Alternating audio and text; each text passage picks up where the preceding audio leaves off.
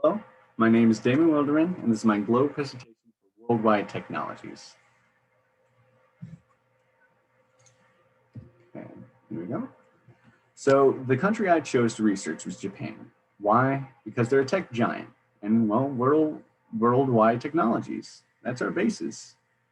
Uh, and well, another reason is one of our largest partners, AT&T, has a large foothold in Japan.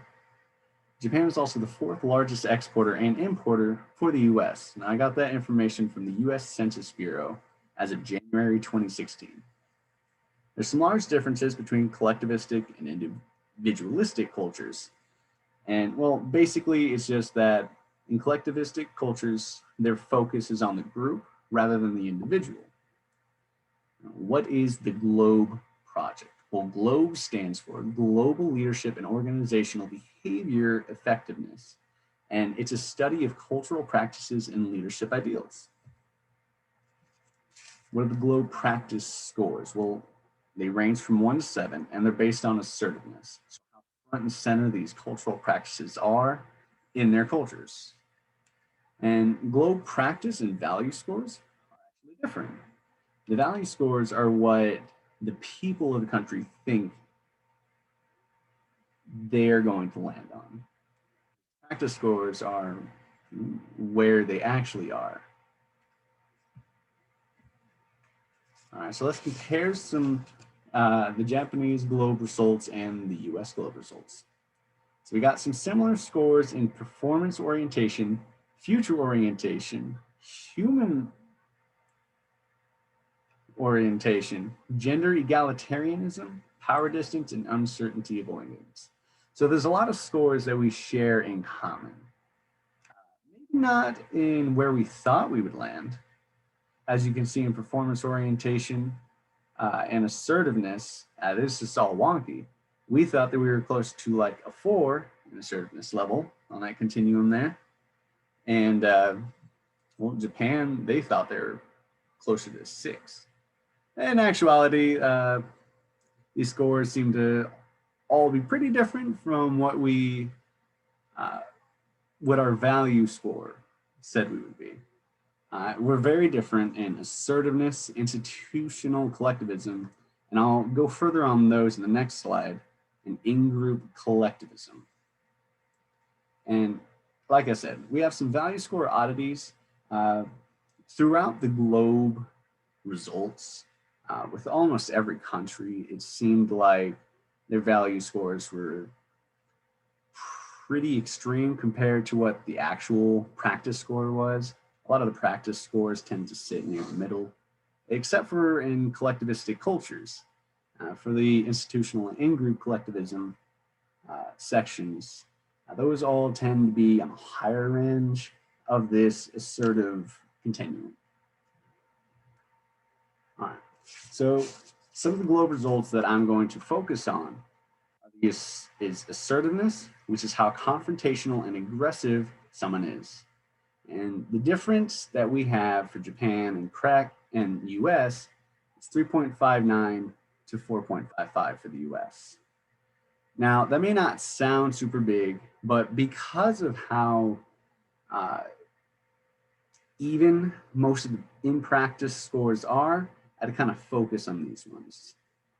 And this difference calls for caution whenever you want to be assertive in the business environment, especially so that you're not seen as rude.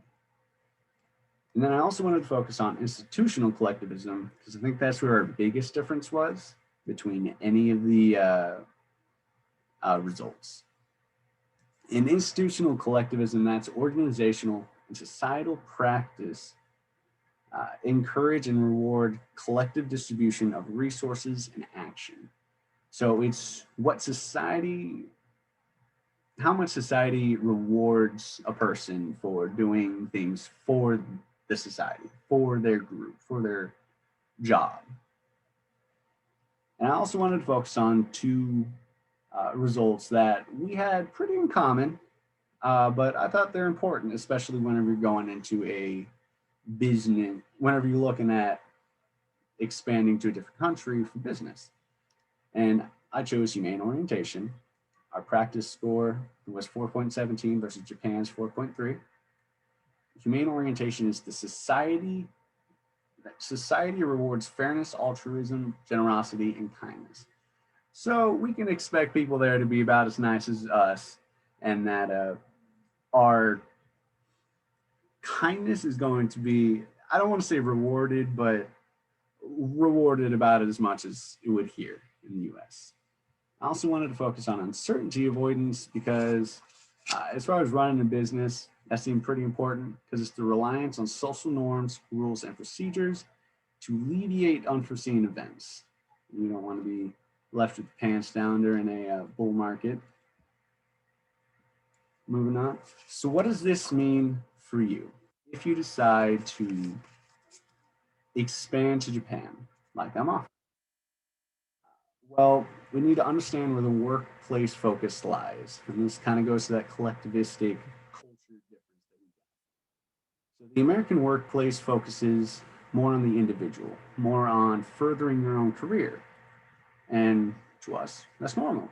But in the Japanese workplace, the group is sacred and leaders are sometimes seen as benevolent. Now, like you don't necessarily have to see their bosses and all that as benevolent. However, it can help you understand their chain of command. It can help you understand how much faith they put in their managers. You also need to know when to be assertive. Like I said earlier, so that you're not rude. Now, in business, you have to know when to be assertive. You have to be sometimes. Just be cautious a little bit more than you would here whenever you're trying to assert your own points. Now, Japanese workplaces are also much more formal than here in America. Calling each other by first names could be considered rude. So you're going to want to call them by their family names instead. Business casual, much less accepted there. You're going to want to be wearing suit and tie or full on dresses. And choose more neutral colors for your suit and tie, for your dresses, because bright colors are not often seen in the workplace. Now, that is the end of my presentation. Here is the reference page.